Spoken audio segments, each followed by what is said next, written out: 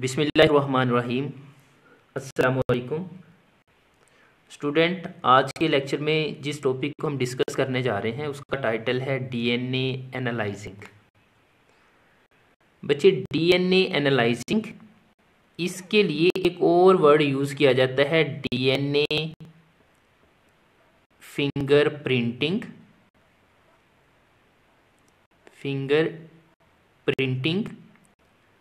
और इसके लिए एक और वर्ड यूज़ किया जाता है डीएनए प्रोफाइलिंग।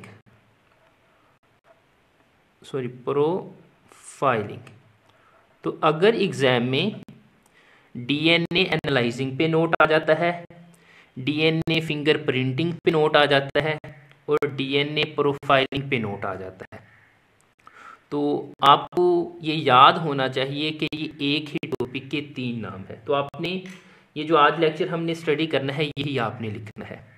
बच्चे, डीएनए एनालाइजिंग, डीएनए फिंगरप्रिंटिंग और डीएनए प्रोफाइलिंग, इसका मैं थोड़ा ओवरव्यू दे देता हूँ, फिर हम चलते हैं टॉपिक की जानिब। बेसिकली बच्चे, आपने एक डीएनए या जीनोम या जेनेटिक मटेरियल, इसकी टोटल जो प्रोफाइल है, इसका टोटल जो सीक्वेंस है उसको फाइंड करना है। मिसाल के तौर पर आपने किसी का कोई स्टेटस मालूम करना हो या किसी के बारे में जानना हो तो आप उसकी पूरी प्रोफाइल को देखते हैं।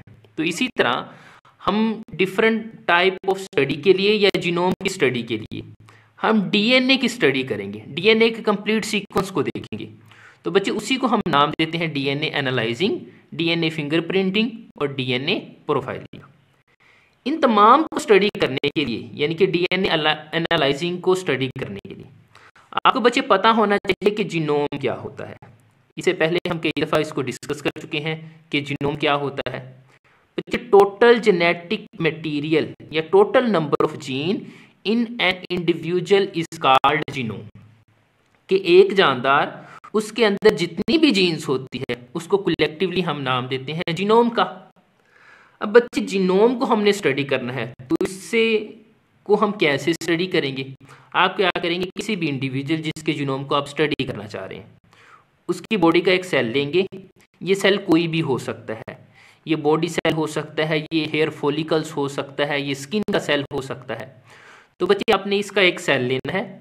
आपको पता है कि सेल के अंदर क्या होता है, न्यूक्लियस, यानी कि जहाँ इसका जेनेटिक मटेरियल होता है। तो मिसाल के तौर पर ये ह्यूमन का सेल है तो इसके न्यूक्लियस के अंदर कितने क्रोमोसोम होंगे? 46 क्रोमोसोम होंगे। तो बच्चे, अब आपने करना क्या है कि इस डीएनए को यहाँ से निकालना है। दूसरे लफ्ज़ों में हम ये कह सकते हैं कि हमने डीएनए की एक्सट्रैक्शन करनी है, डीएनए की एक्सट्रैक्शन करनी है।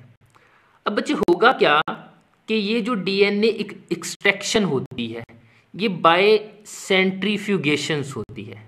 बाय सेंट्रीफ्यूगेशन, आपने सेंट्रीफ्यूगल मशीन के बारे में सुना होगा। बच्चे, एक्चुअली इसमें हम क्या करते हैं, हम स्पिनिंग करवाते हैं, हम बड़ी स्पीड के साथ स्पिनिंग करवाते हैं।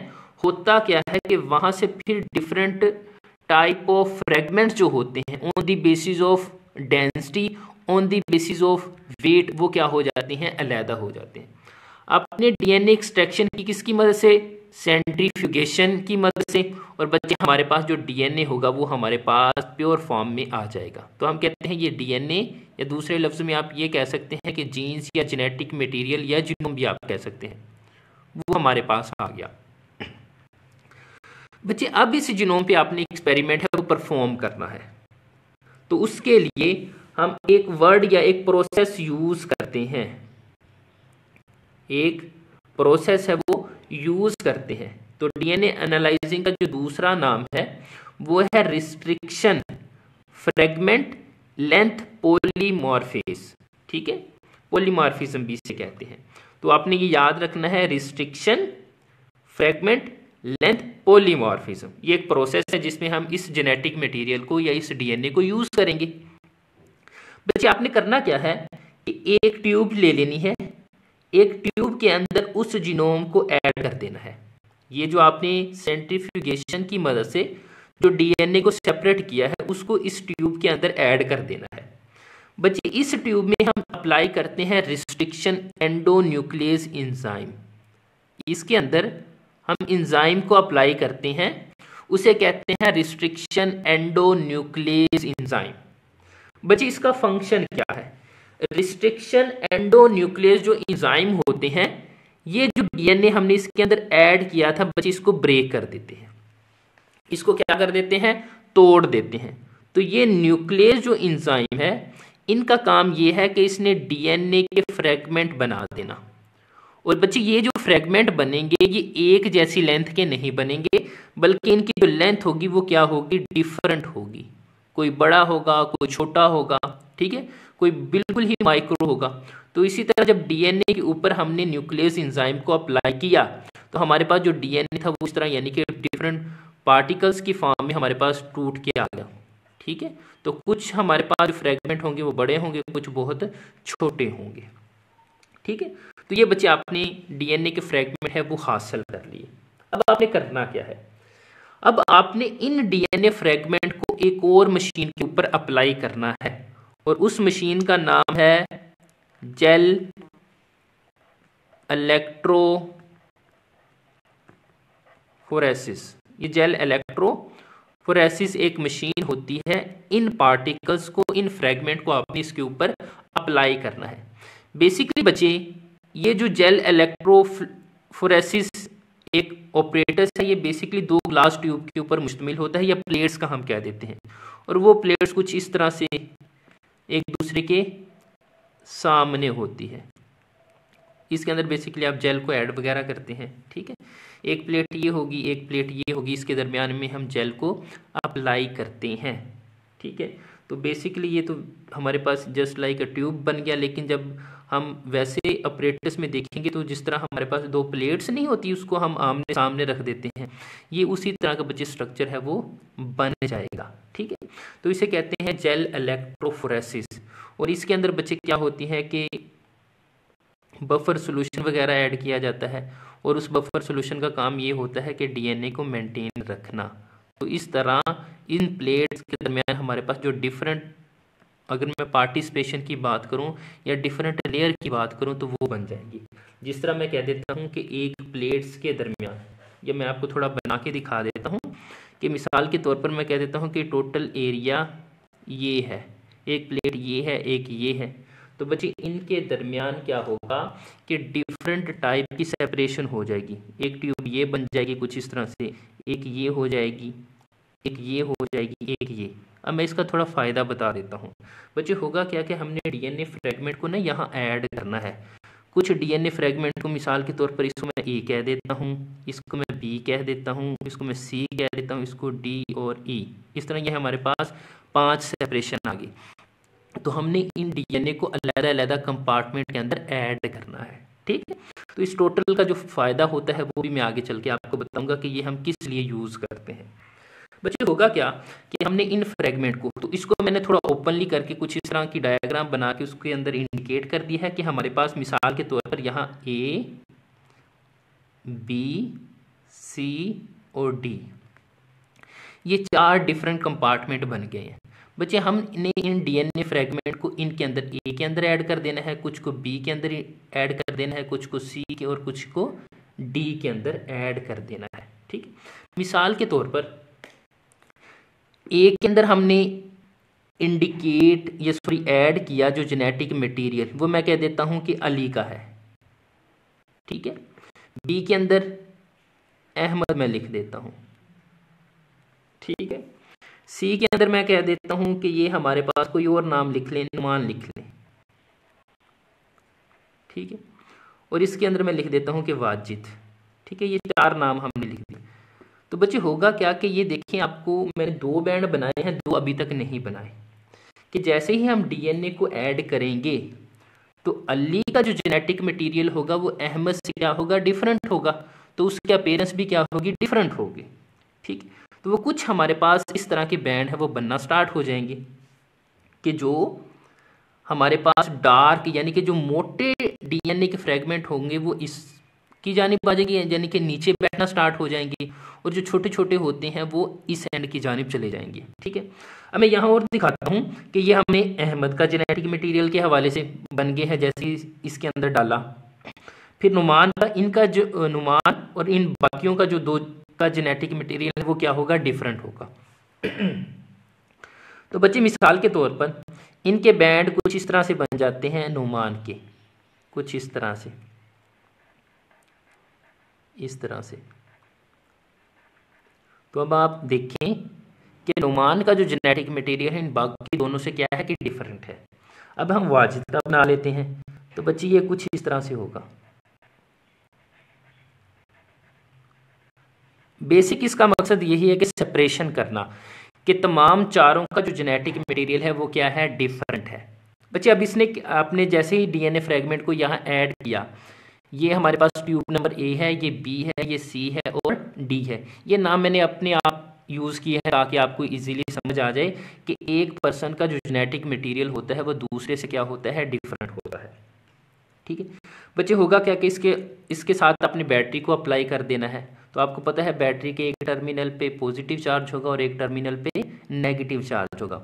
और डीएनए के ऊपर कौन सा चार्ज होता है, ये चैप्टर नंबर 20 के अंदर हमने डिस्कस किया था कि डीएनए के ऊपर नेगेटिव चार्ज होता है। किसकी वजह से होता है, फास्फोरस की वजह से होता है। ठीक है बच्चे, तो जैसे ही आपने इसके ऊपर यानी कि डीएनए को ऐड किया तो ये हमारे पास कुछ इस तरह की फॉर्म में बैंड बन जाएंगे। लेकिन बच्चे ये जो बैंड बनते हैं ये हमें नज़र नहीं आते। फिर हम क्या करते हैं कि इस डीएनए को हम नाइट्रोसेलुलोज, एक प्लेट होती है या हम एक मेम्ब्रेन भी कह सकते हैं, और ये जो मेम्ब्रेन होती है ये नाइट्रोसेलुलोज से मिलके बनी होती है।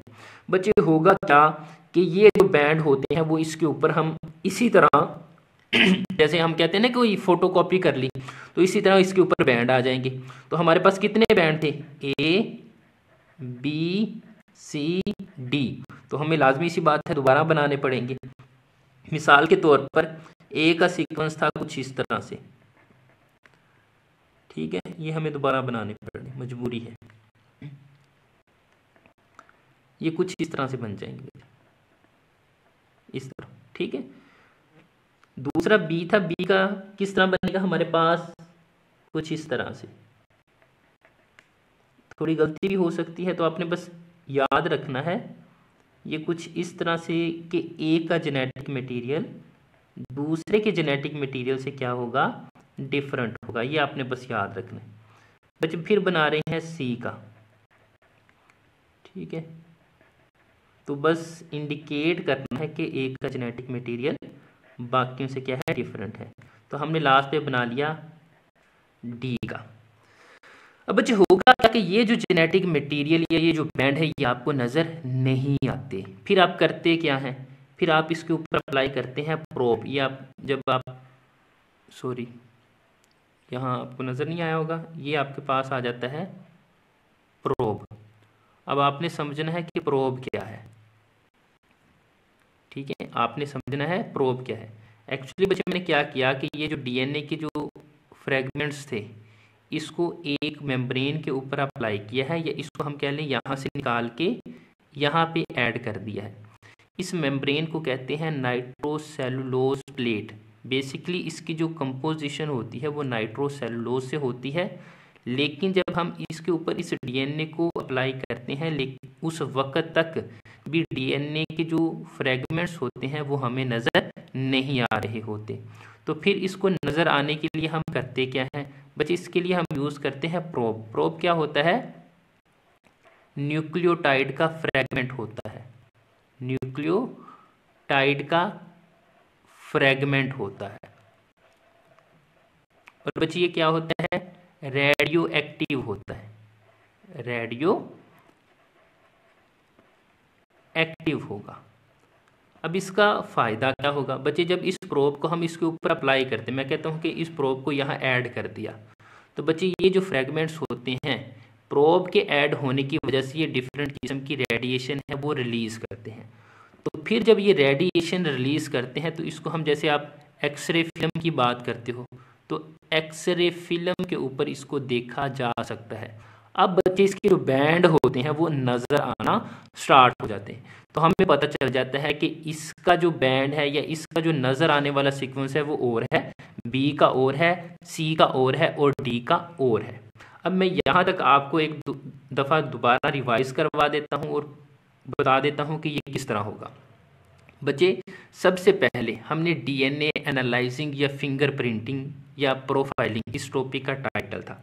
अब आपको मैं थोड़ी एक एग्जांपल के ज़रिए समझाता हूँ। मिसाल के तौर पर मैं कह देता हूँ कि एक जगह कोई वाक़या हुआ, चोरी का हुआ या कोई भी जुर्म हुआ, वहाँ पे बच्चे हमने क्या किया कि कुछ डीएनए हासिल किया, या जैसे जब चोर आते हैं या कोई भी वाक़या होता है तो आपने अक्सर देखा होगा कि उसके हाथों के निशानों को ढूंढा जाता है, या फिर इसके अलावा अगर कहीं ब्लड गिरा हो तो उसको सैंपल लिए जाते हैं। बच्चे, उस सैंपल का मतलब यही होता है कि उनके सेल से डीएनए को निकाला जाए और उस सेल से जो डीएनए का सीक्वेंस है उसको फाइंड किया जाए। ठीक है, मिसाल के तौर पर एक जगह जुर्म हुआ, वहां से हमें कुछ सेल्स मिली, वो स्किन के भी हो सकते हैं, वो ब्लड के भी हो सकते हैं।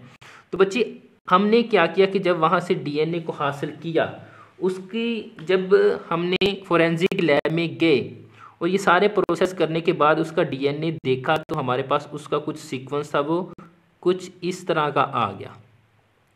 अब बच्चे, वहाँ सस्पेक्ट यानी कि उस रीजन में मौजूद लोगों की तादाद कितनी थी? 4 या 5 थी। तो हमें क्या करना पड़ेगा? हमें करना ये पड़ेगा उन पाँचों के पाँचों जो कि उस वाक्य के करीब तरीन मौजूद थे, उनके डीएनए सैंपल लेंगे और फिर इस डीएनए के साथ मैच करेंगे, इस डीएनए के साथ मैच करेंगे जो मौका वारदात के ऊपर से हमें डीएनए मिला है। ठीक है, तो बच्चे, जब हमें इनका सीक्वेंस मालूम हो जाएगा, यानी कि वहाँ पे मौजूद जो सस्पेक्टेड पर्सन थे 5 थे मिसाल के तौर पर। अब मिसाल के तौर पर इस डायग्राम, ये जो आपको डायग्राम अगर नज़र आ रही है, ये वाली देख लें। ठीक है, अब देखें कि ये हमारे पास जो कल्प्रिट्स है, जिसने जुर्म किया है, ये उसका डीएनए है। तो वैसे अगर नॉर्मली देखें तो किसका 5 सस्पेक्टेड है, किसका जो जेनेटिक मटेरियल है वो इसके साथ मिल रहा है, तो ज़्यादातर किसके साथ मिल रहा है? ए के साथ मिल रहा है। तो आप कहेंगे कि ये जुर्म किसने किया है? ए ने किया है। तो इस तरह आप मालूम करते हैं। मुझे एक दफ़ा रिवाइज कर देता हूँ मैं जल्दी से। DNA analysing, finger printing, profiling, एक ही चीज़ के 3 नाम है। सबसे पहले आपको पता होना चाहिए कि जीनोम क्या होता है। इस जीनोम से बच्चे हमने डीएनए को एक्सट्रैक्ट करना है, और एक्सट्रैक्ट करना है बाय सेंट्रीफ्यूगेशन। उसको बच्चे हमने ट्यूब के ऊपर अप्लाई करना है। यहाँ रिस्ट्रिक्शन एंडोन्यूक्लियस एंजाइम होते हैं, वो डीएनए को ब्रेक कर देंगे। डीएनए को ब्रेक करते हैं डिफरेंट लेंथ के अंदर। उन डिफरेंट लेंथ के जो डीएनए होते हैं उनको हमने जेल इलेक्ट्रोफोरेसिस प्लेट्स या हम कह लें कि अपरेटस के अंदर ऐड करना है। यहाँ जब हम ऐड करेंगे तो DNA on the basis of different density हमारे पास क्या है कि बैंड बन जाएंगे। लेकिन ये जो बैंड होते हैं ये हमें नज़र नहीं आते। इन बैंड को बच्चे हम क्या करते हैं कि एक मेम्ब्रेन के ऊपर अप्लाई करते हैं, और उस मेम्ब्रेन को कहते हैं हम नाइट्रोसेलुलोज प्लेट भी कह देते हैं। ठीक है, अब बच्चे होगा क्या कि ये बैंड इसके ऊपर अप्लाई करते हैं लेकिन अभी भी ये नज़र नहीं आ रहे होते। तो फिर हम क्या करते हैं, इसके ऊपर प्रोब यूज़ करते हैं। प्रोब क्या थी? न्यूक्लियोटाइड का फ्रेगमेंट था और ये रेडियो एक्टिव है। जैसे इसके ऊपर प्रोब अप्लाई किया जाता है तो ये जो बैंड होते हैं ये हमें नज़र आना स्टार्ट हो जाते हैं। जिस तरह आपको एक्सरेज के ऊपर वो पिक्चर नज़र आती है, तो इसी तरह आपको ये बैंड नज़र आना स्टार्ट हो जाएंगे। ठीक है, जब ये बैंड नज़र आना स्टार्ट हो जाएंगे तो अब आपको मुशाबहत करने में आसानी होगी कि कल्प्रिट्स का जो सीक्वेंस था वो किस तरह का था और इन 5 में से कौन सा था। ठीक है, मिसाल के तौर पर ए का जो बैंड सीक्वेंस है वो कल्प्रिट्स यानी कि जहां जुर्म हुआ था उसके साथ मिलता है, तो आपको ये पता चल जाएगा कि ये जुर्म किसने किया है। तो इसके लिए बच्चे इसको यूज़ किया जाता है। अगले लेक्चर के अंदर हम इसकी एप्लीकेशन यानी कि डीएनए फिंगर प्रिंटिंग के जो यूज़ है उसके बारे में डिस्कस करेंगे। तब तक के लिए अल्लाह हाफिज़।